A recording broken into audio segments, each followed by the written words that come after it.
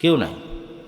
কে সিরিয়াতে, কে ইয়ামানে, কে ভারতে, কে আফগানিস্তানে, যে যেখানে পেরেছে সে সেখানে ব্যবসায়িক কাজ আর দিনের দাওয়াত নিয়ে ছড়িয়ে পড়েছে। কিন্তু এখন আমরা 190 বছর ব্রিটিশদের গোলামি করে, উর্দুতে একটা শব্দ আছে নওকার। নওকার মানে হচ্ছে চাকর। তো বাংলাতে যতদিন আমি চাকরি শব্দটা শুনেছি ততদিন আমার ব্রেনে এই জিনিসটা কাজ করে। উর্দুতে যখন ভারতে ছিলাম তখন ওরা বলে যে আপকো কাহি নৌকরি মিলি, নৌকরি করনা है कि नहीं करना, मतलब নৌকরি মানে হচ্ছে চাকরি। তখন আমি দেখলাম কি রে, নৌকার থেকে নৌকরি, নৌকার মানে চাকর, সেখান থেকে নৌকরি। তো বাংলাতেও তো একই অবস্থা, চাকর, চাকর থেকে চাকরি। তো আসলে চাকরি করা মানে আসলে চাকর। চাকরি শব্দটা এসেছে চাকর থেকে, যেমন নৌকরি শব্দটা এসেছে নৌকার থেকে। হ্যাঁ, কেউ না কেউ চাকরি করবেই, চাকরি না করলে ব্যবসায়িক প্রতিষ্ঠান চলবে না, বন্ধ হয়ে যাবে। কিন্তু সবাই যদি মনে করে যে আমি ব্যবসায়ী হব, তবুও চাকরি করার লোক থাকবে। বাংলাদেশের 18 কোটি মানুষও যদি ব্যবসায়ী হয়ে যায়, তাহলে আফ্রিকা থেকে লোক এখানে চাকরি করতে আসবে, কোনো সমস্যা নেই। আল্লাহর দুনিয়া এরকমই। কিন্তু তার মানে এই নয় যে আমাকেই সেই চাকরিটা করতে হবে, এটা নয়, চেষ্টা করতে হবে, রিস্ক নিতে হবে। তো এই কথাটা কোন কথা থেকে আসলো, যে এই যে যুবকেরা উদ্যোগ নিচ্ছে, এই উদ্যোগে অর্থনৈতিক সহযোগিতা। কেন, অর্থনৈতিক মুক্তি ছাড়া আসলে গোলামি থেকে মুক্তি হয় না। আর আমাদের আজকের আলোচ্য বিষয়বস্তু গোলামি থেকে মুক্তির রাস্তা। তো আমরা প্রথমেই আলোচনা শুরু করলাম অর্থ দিয়ে। অর্থনৈতিক মুক্তির জন্য আর একটা জিনিস লাগবে, সুদ মুক্ত সমাজ। কি মুক্ত সমাজ বলেন না, যে কি মুক্ত সমাজ? সুদ মুক্ত সমাজ। সুদ মুক্ত সমাজ তৈরি করার ক্ষেত্রে বললাম হারাম, বললাম গুনাহ। আমার শ্রদ্ধেয় পিতা আব্দুর রাজ্জাক বিন ইউসুফের সুদের বিরুদ্ধে যত শক্ত বক্তব্য আছে, অত বক্তব্য আমাদের পক্ষে দেওয়া সম্ভব নয়, অত শক্ত বক্তব্য। তো ওটাই যথেষ্ট মানুষের জন্য। তা আমি কি বুঝাতে চাই মানুষকে? আমি মানুষকে বুঝাতে চাই সুদ হারাম, এ কথা তো ঠিক আছে, কিন্তু সুদ হচ্ছে দাসত্ব, সুদ হচ্ছে গোলামি।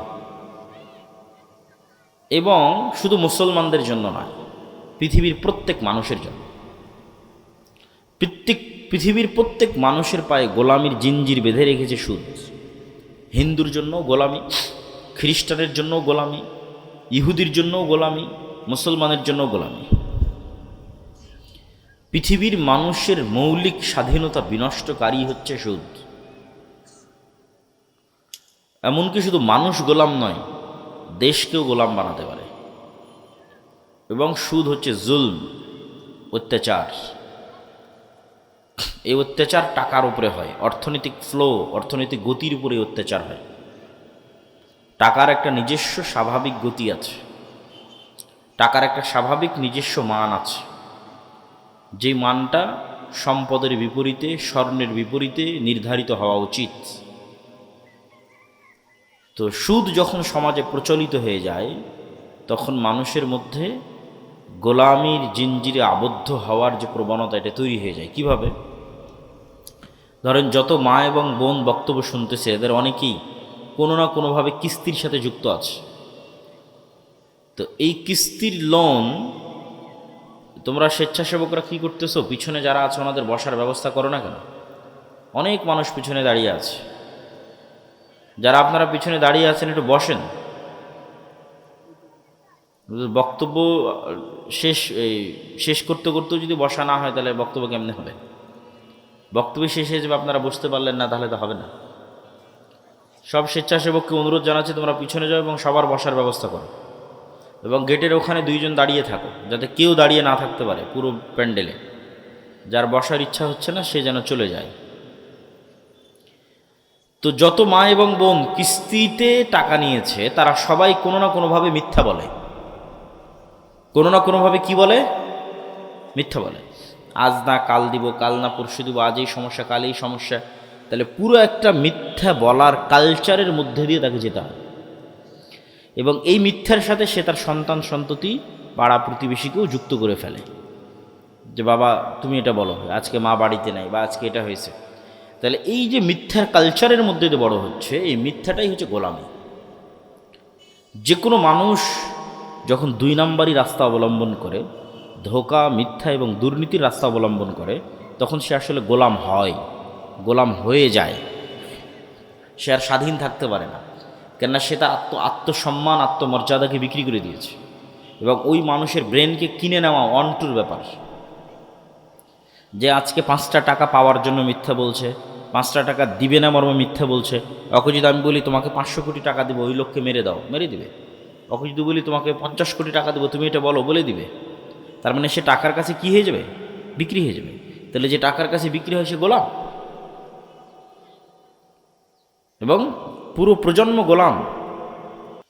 ভারতের গোলাম, হিন্দুস্তানের গোলাম, আমেরিকার গোলাম, যারাই টাকা পয়সা দিবে তাদের গোলাম।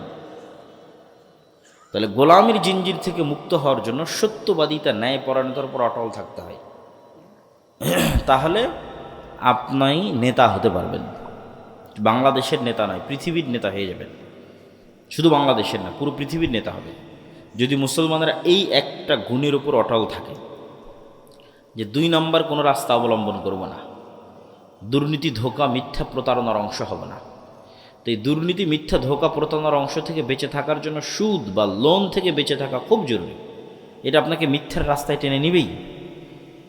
এই জন্য ইসলামের অর্থনৈতিক ভিত্তির, তোমরা এই ড্রোনটা সরাও তো বাবা, ও যা উড়ানো হয়েছে হয়েছে, একে সরাও। তো এই জন্য ইসলামের অর্থনৈতিক মূলনীতিগুলোর একটা বড় মূলনীতি হচ্ছে অল্পে সন্তুষ্ট থাকা। অল্পে সন্তুষ্ট থাকা মানে যত বিলাসী পণ্য আছে, সেই বিলাসী পণ্যে সুদের লোন নেওয়া বহু পরের কথা, কর্জে হাসানা নেওয়াও জায়েজ হবে কি না এটা আলোচনা করতে হবে। আবারও শুনেন আমার কথা। বিলাসী পণ্য মানে ফ্রিজ, বিলাসী পণ্য মানে এসি, বিলাসী পণ্য মানে আমার একটা বাটন ফোন দিয়েই চলে, আমি এখন অ্যান্ড্রয়েড ফোন নেব। বিলাসী পণ্য মানে আমার টিনের ঘরেও থাকতে পারি, তাও ইট দিয়ে ঘর তৈরি করব।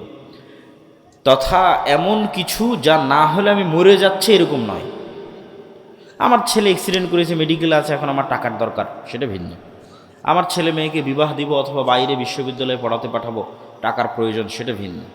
কিন্তু এমন কিছু যেটা না হলেও আমি বেঁচে থাকতে পারতেছি, কিন্তু তারপরও চাচ্ছে করি, এইরকম কিছুর জন্য সুদের লোন বহু পরে কর্জে হাসানাও নেওয়া যাবে কি না, জায়েজ হবে কি না, এটা আলোচনা করতে হবে। আমি জানি না যে এরকম কোনো কাজে কর্জে হাসানা নেওয়া জায়েজ হয় কি না। যে আমার বাড়িতে ফ্রিজ নাই, বাবা তুমি আমাকে 20,000 টাকা ধার দাও, তোমাকে আমি পরিশোধ করে দেবো, আমি ফ্রিজ কিনবো। সুদে নিচ্ছি না, স্বাভাবিক কর্জে হাসানা। এই ফ্রিজ কর্জে হাসানায় কিনা যাবে, আর জায়েজ প্রমাণ করা কঠিন আছে। কর্জে হাসানাই তখন নেওয়া যাবে, সুদের লোন বহু পরে, কর্জে হাসানাই তখন নেওয়া যাবে যখন বিপদে, তখন। আর স্বাভাবিক জীবনে অল্পে সন্তুষ্ট, অল্পে সন্তুষ্ট, সবর, যতদূর পর্যন্ত হালাল ইনকামে চলে, যতদূর পর্যন্ত হালাল ইনকামে চলে। আর এই কারণেই এই সমস্ত জিনিসগুলো ক্রয়ের কারণে আমরা ধনী হতে পারি না, গরিব হয়ে যাই। এটা আজকে একটা ফাইন্যান্সের একটা মূলনীতি দিয়ে যাই। যারা MBA BBA করে ওরা আরও ভালো বলতে পারবে। আমিও যেহেতু টুকটাক পড়েছি, 1 বছর মাস্টার্স করেছি, তা আমারও টুকটাক সামান্য প্রাইমারি নলেজ আছে যে মানুষ কিন্তু ধনী আর গরিব চলাফেরায় ধনী গরিব হয়ে যায়। যার চলাফেরা ধনীর মূলনীতির মতো ধনী হয়ে যাবে, আর যার চলাফেরা গরিবের মূলনীতির মতো গরিব হয়ে যাবে। তো মূলনীতিটা কি? মূলনীতি হচ্ছে, গরিব যদি আজকে 50,000 টাকা পায়, গরিব যদি আজকে 1 লাখ টাকা পায়, তাহলে চিন্তা করবে এই 1 লাখ টাকা দিয়ে কী করি। 1 লাখ টাকার 20,000 টাকা দিয়ে একটা এসি কিনি, 20,000 টাকা দিয়ে একটা ফ্রিজ কিনি, আর 30-40,000 টাকা দিয়ে এটা কিনি। তাহলে এমন কাজে খরচ করলো যেখান থেকে আরও খরচ হবে, বুঝেন? এমন জায়গায় খরচ করলো যেখান থেকে আরও কি হবে, খরচ হবে। এসির বিল আসবে না, কারেন্টের বিল আসবে না, ফ্রিজ চললে কারেন্টের বিল আসবে না, বিল আসবে। মোটরসাইকেল যদি কিনে ওখানে তেল দেওয়া লাগবে না, তেল দেওয়া লাগবে। ও যদি মোবাইল কিনে মোবাইলে টাকা ঢুকানো লাগবে না, ইন্টারনেটের বিল দেওয়া লাগবে না, ওয়াইফাই নিলে ওয়াইফাইয়ের বিল দেওয়া লাগবে না। তাহলে এমন কাজে খরচ করলো যেখান থেকে আরও টাকা খরচের রাস্তা তৈরি হলো, এ গরিব হবে, জীবনে কোনো দিন ধনী হতে পারবে না, লিখে নেন। আর যারা ধনী হয় ওরা কি করে? ধনী যদি 1 লাখ টাকা আজকে পায়, তাহলে চিন্তা করবে 1 লাখ টাকা কি করলে আরও 5টা টাকা ইনকাম করা যাবে। জাস্ট এই এক সিদ্ধান্তে মানুষ ধনী হয় আর গরিব হয়। যে আমি আজ 1 লাখ টাকা ইনকাম করেছি, আমি এখন চিন্তা করছি 1 লাখ টাকা কী করলে আরও 5 টাকা ইনকাম করা যায়। তখন 1 লাখ টাকা দিয়ে একটা গরু কিনলো, গরু কিনে বাড়িতে রাখলো, 3 মাস পর কুরবানি দিয়ে বিক্রি করে দিল। এই কিন্তু একদিন না একদিন ধনী হবেই হবে, আপনি লিখে রাখেন। শুধু এই সিদ্ধান্তে মানুষ ধনী আর গরিব হয়ে যায়। তাহলে ও কি কোনোদিন এসি ফ্রিজ কিনবে না? মূলধন খরচ করে কখনো এসি ফ্রিজ কিনতে হয় না, বিলাসী পণ্য কিনতে হয় না। মূলধনকে আরও টাকা বানানোর জন্য ইনভেস্ট করতে হবে। ওখান থেকে যখন আবার 5-10 টাকা লাভ আসবে, ওই লাভের টাকা জমিয়ে জমিয়ে যদি কোনো দিন আপনি 5 বছরে একটা ফ্রিজ কিনলেন, ওই লাভের টাকা জমিয়ে জমিয়ে আর 5 বছরে একটা এসি কিনলেন, তাতে সমস্যা নাই।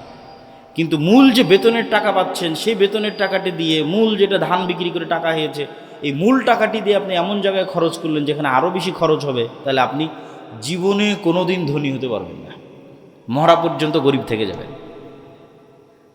এই জন্য মূল টাকাটা ইনভেস্ট হতে হবে, যেখান থেকে আবার কি আসবে বলেন তো? আবার কি আসবে? আবার টাকা আসবে, আবার 1 টাকা হলেও ইনকাম হবে, তাহলে আপনি ধনী হবেন। আর যদি এই সবরের উপর, এই ধৈর্যের উপর টিকে থাকতে পারেন, যে আমি আমার বিলাসিতার জন্য, আমার পরিবারের বিলাসিতার জন্য কম খরচ করব, আরও বেশি কিভাবে টাকা ইনকাম করা যায় সেটার জন্য বেশি ইনভেস্ট করব, তাহলে আরও দ্রুত ধনী হবেন, আরও তাড়াতাড়ি ধনী হবেন। আর যে যত বিলাসী সে তত গরিব, যে যত বিলাসী সে তত গরিব, যে যত ত্যাগী সে তত ধনী, যে যত ত্যাগী সে তত ধনী। আর টাকা যখন আসবে তখন প্রথমে খরচ করতে হবে গরিব মিসকিনের জন্য, অসহায়ের জন্য, মসজিদ মাদ্রাসার জন্য। কেননা টাকা দিয়ে জান্নাত কিনতে হবে, ইবাদত দিয়ে জান্নাতের গ্যারেন্টি দেওয়া খুব কঠিন। গুনাহ থেকে মুক্ত থেকে জান্নাতের গ্যারেন্টি দেওয়া কঠিন। কে এখানে দাঁড়িয়ে বলতে পারবে যে আমি 1 ওয়াক্ত সালাতও কাজা করিনি? কে দাঁড়িয়ে বলতে পারবে যে আমি 1 ওয়াক্ত সালাতও দুনিয়ার কথা চিন্তা করি না? কেউ বলতে পারবে না। কে দাঁড়িয়ে বলতে পারবে যে আমি নিষ্পাপ, জীবনে একটাও গুনাহ করিনি? তাহলে আল্লাহর সামনে দাঁড়িয়ে বলতে পারবেন না আল্লাহ 1 ওয়াক্ত সালাতও কাজা করি না, তবে আমাকে জান্নাত দিতেই হবে? বলতে পারবেন না। আল্লাহ আমি জীবনে একটাও গুনাহ করিনি, জান্নাত দিবা না কেন? তাহলে জান্নাতে যাওয়া নির্ভর করতেছে আল্লাহর দয়ার উপর, যে আল্লাহ সালাত তো ভালো মতো আদায় করতে পারিনি, মাফ করে দাও। আল্লাহ গুনাহ তো অনেক করেছি, ক্ষমা করে দাও। আল্লাহ দয়া করে ক্ষমা করে দিলে জান্নাতে যেতে পারবে। কিন্তু চ্যালেঞ্জ দিয়ে জান্নাতে যাওয়ার 2টা রাস্তা আছে। চ্যালেঞ্জ, জান্নাতে যাবই, তার একটা হচ্ছে টাকা। যে ঠিক আছে যতদূর পারছি আল্লাহর ইবাদত করি, অন্তত 5 ওয়াক্ত সালাত ঠিক রাখি, কবিরা গুনাহ থেকে বেঁচে থাকি। তারপরে যদি ভুল ত্রুটি কিছু হয়, ইবাদতে যদি কিছু কমতি হয়, তাহলে জান প্রাণ দিয়ে টাকা ইনকাম করো, টাকা ইনকাম করে ওই টাকা আল্লাহর রাস্তায় দান করো। দিয়ে কিয়ামতের মাঠে ধনী অবস্থায় উঠো, গরিব অবস্থায় উঠিও না। দুনিয়াতে যারা ধনী তাদের যে কোনো বিপদ ওরা টাকা দিয়ে কাটিয়ে উঠতে পারে। যে ঠিক আছে এখনই আমার অসুখ হয়েছে, চলে গেলাম সিঙ্গাপুর, টাকা আছে যে। ঠিক আছে আমার এই সমস্যা, কেস কোর্ট কাচারি মামলা হয়েছে, টাকা দিয়ে বের হয়ে গেল, জরিমানা দিয়ে বের হয়ে গেল। তো এই সেম ধনী মানুষেরা কিয়ামতের মাঠে এক্সট্রা বেনিফিট পাবে যদি কিয়ামতের মাঠে ধনী অবস্থায় উঠে। তো কিয়ামতের মাঠে তার ইনস্ট্যান্ট টাকা ইনকাম করার সুযোগ নাই, কিয়ামতের মাঠে তার ইনস্ট্যান্ট মানুষের কাছে টাকা ধার নেওয়ার সুযোগ নাই। তাহলে কিয়ামতের মাঠে ধনী অবস্থায় উঠতে হলে আগেই দিয়ে যেতে হবে, মানে এখন কোটি কোটি টাকা কিয়ামতের অ্যাকাউন্টে জমা করে যেতে হবে। দিয়ে এখন কিয়ামতের মাঠে যখন উঠলেন তখন আপনি মনে করেন 100 কোটি টাকার মালিক, কথার কথা বলতেছে। দেন 100 কোটি টাকার মালিক, যত সালাতে কমতি আছে, আর যত আল্লাহর রাস্তায় গুনাহ আছে, আর যত মানুষ পাওনাদার আছে, যে আল্লাহ আমার নামে গীবত করেছে, আল্লাহ আমাকে গাল দিয়েছে, আল্লাহ আমাকে কমেন্টে নিন্দা করেছে, আল্লাহর কাছে তো কেস আসতে থাকবে। আর ও পাশে বসে থেকে টাকা দিতে থাকবে। আর 100 কোটি টাকার মালিক না, টাকা দিতে দিতে দিতে দিতে জান্নাত আর কিনা হয়ে গেছে।